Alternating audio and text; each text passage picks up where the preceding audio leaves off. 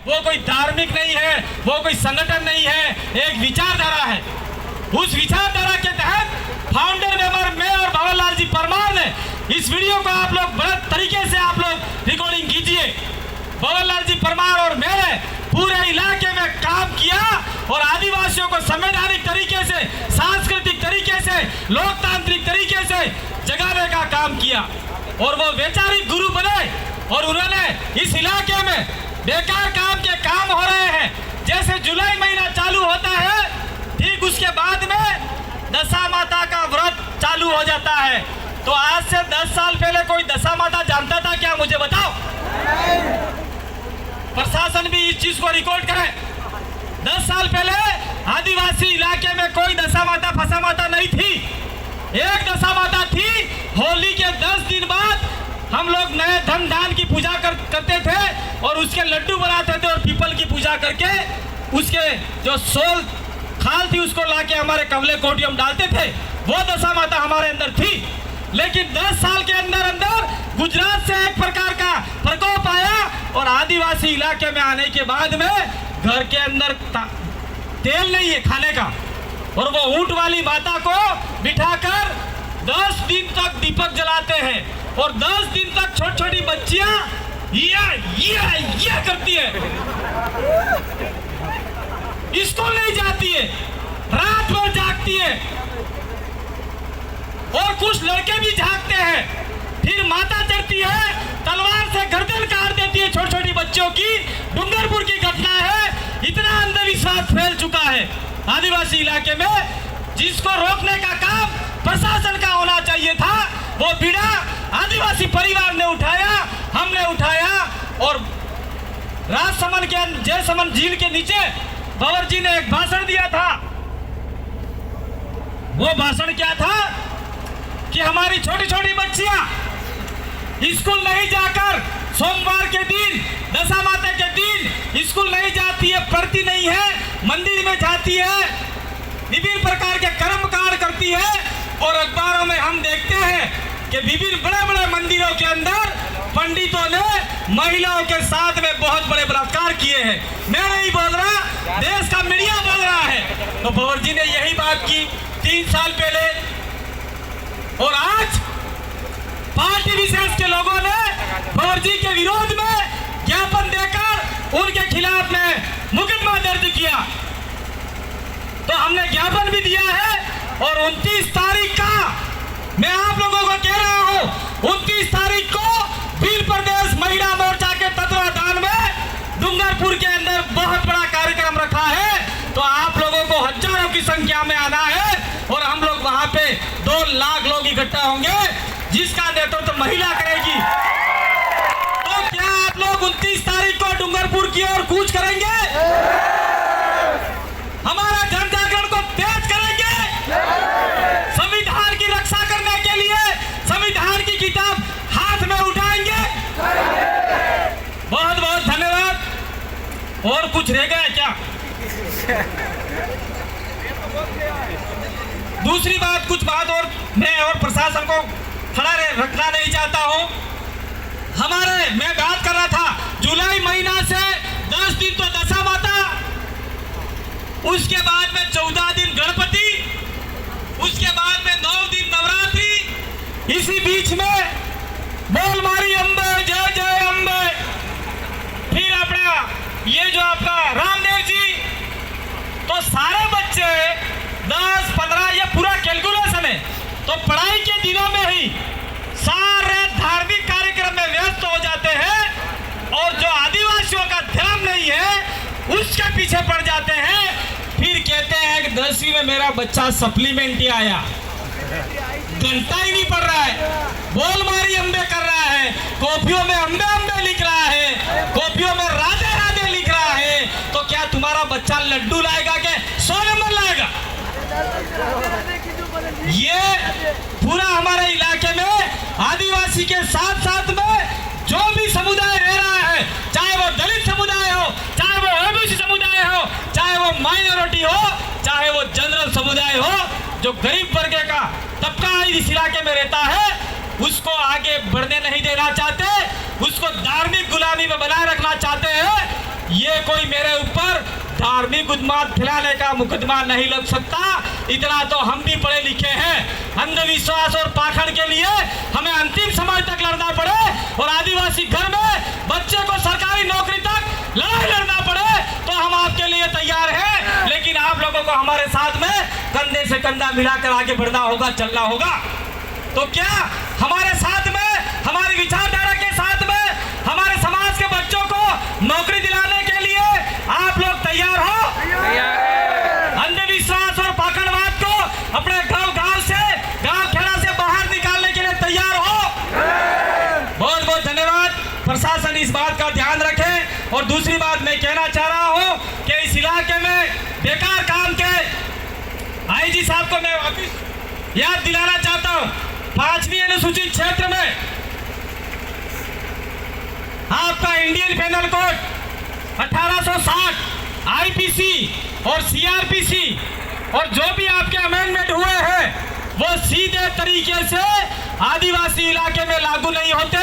ये मैं नहीं कह रहा हूं, ये सुप्रीम कोर्ट का जजमेंट बोल रहा है। और आप लोग सीधे, मैं आपको पता नहीं होगा, सुप्रीम कोर्ट का जजमेंट बोल रहा है।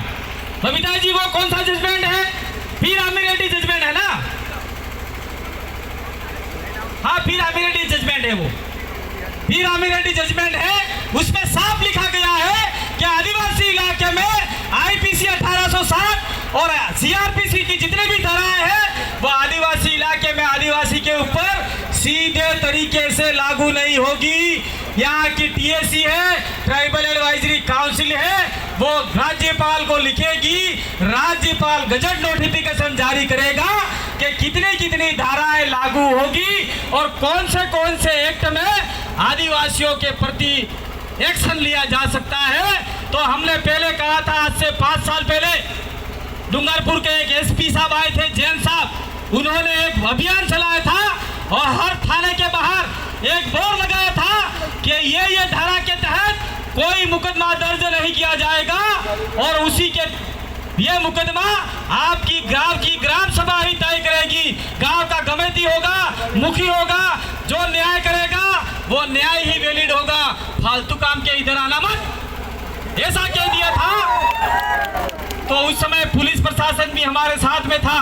तो आईजी साहब को मैं कहना चाहता हूं कि आप लोग एक मीटिंग बुलाइए और इसका एग्जामिनेशन करवाइए कि कौन सी धारा के तहत आदिवासियों के ऊपर लागू होगी, कौन से एक्ट के तहत मुकदमा दर्ज होगा और कौन से एक्ट के तहत परंपरागत रूप से कस्टमरी लॉ के आधार पे न्यायता कादिरा होगा।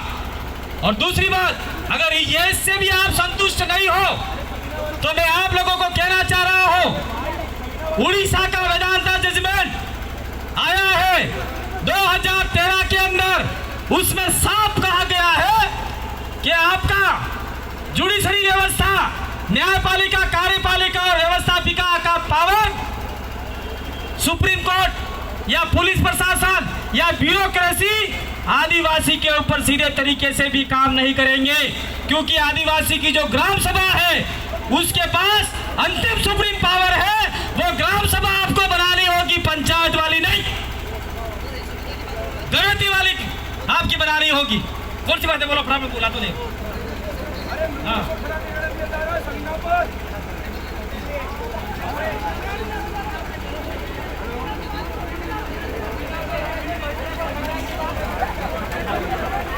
देखो भाई, मैं ज़्यादा नहीं बोल पाऊंगा क्योंकि मैं भी भूखा हूँ और मैं दिल्ली से लेके जयपुर और यहाँ तक आया हूँ रात में। तो मैं एक बात और, ये भाई ने बताया कि आसपास के इलाके के जैसे वो बुजुर्ग बैठे हैं, कोई गोविंदास से आ रहा है, कोई जामुन से आ रहा है, कोई फलासिया से आ रहा है, कोई मावली से आ रहा है, कोई कपासन से आ रहा है, कोई बल्लभनगर से आ रहा है, तो कोई टीडी से आ रहा है, कोई प्रसाद से आ रहा है, कोई सलम्बर से आ रहा है। वो डूंगर आपके उदयपुर में आ रहे हैं, रोजगार की तलाश में आ रहे हैं, मजदूरी करने आ रहे हैं। तो वहां पर जहां पे आपका मजदूरी का जो क्या बोलते हैं उसको चौराया नाका लगता है, वहां पे मजदूरों को खड़े रहने नहीं दिया जाता, उसको भगाया जा रहा है, गाली गलौज करते हैं। अगर आज के बाद में प्रशासन ने ध्यान नहीं दिया, ज्ञापन दिया है इन लोगों ने, इसका तत्काल प्रभाव से वहां पर सवेरे 8 बजते सहायता की जाए। और अगर इन गरीबों ने, मजदूरों ने 1 दिन, 2 दिन, 4 दिन स्ट्राइक कर दिया तो आपकी बिल्डिंगें जितनी आधी अधूरी है वो भी खच जाएगी, गिर जाएगी। देखो, कहने की बहुत सारी बातें जैसे जैसे खड़े होंगे वैसी वैसी बातें और ज्यादा आएगी।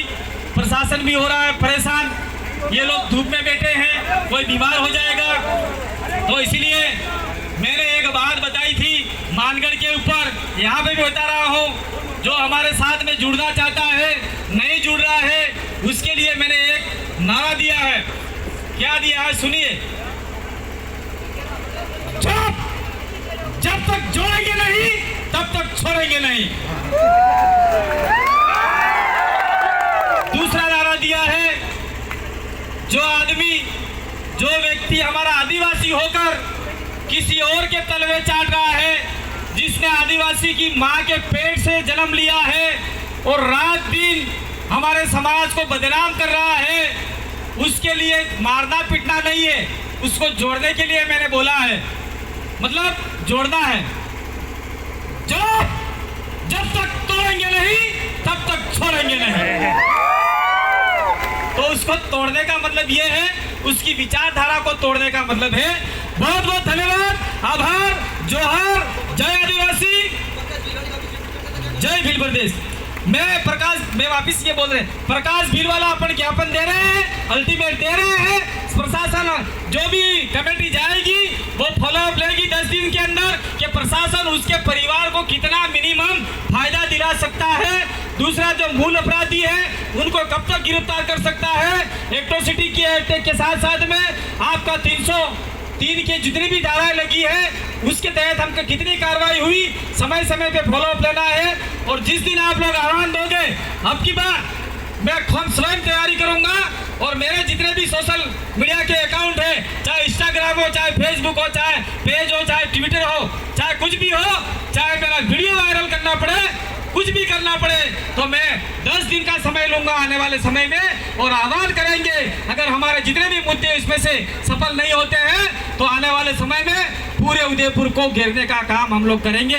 इट मीन्स ये नहीं है, अकली ही नहीं है, घेरने का काम करेंगे। ना लायरी वाले जामफल खा जाएंगे, ना केले खा जाएंगे। अगर किसी ने ऐसा किया तो जला हो जाएगा, ध्यान रखना। कोई भी केले को हाथ नहीं लगाएगा, किसी लायरी वाले को हाथ नहीं लगाएगा, किसी पुलिस प्रशासन के साथ में अभद्र व्यवहार नहीं करेगा, किसी अधिकारी के साथ में अभद्र व्यवहार नहीं करेगा। लेकिन मैं पुलिस प्रशासन को भी कह के जाना चाह रहा हूँ, अगर हमारे लोगों को हमने अनुशासन सिखाया और आप डंडे पे मारना, डंडे मारते गए तो ये लोग भी फिर चुप नहीं बैठेंगे। उनके ऊपर जो भी होगा वो भी आपके सामने हो जाएंगे, फिर हम लोग कुछ नहीं कर पाएंगे। मैं सिर्फ ये एक आपको बताने के लिए कर रहा हूँ, ऐसा कुछ करना नहीं हो, ऐसा नहीं करना है। बहुत बहुत धन्यवाद, आभार, जोहार। बहुत बहुत धन्यवाद भील प्रदेश की आवाज दादा को। अब इसी के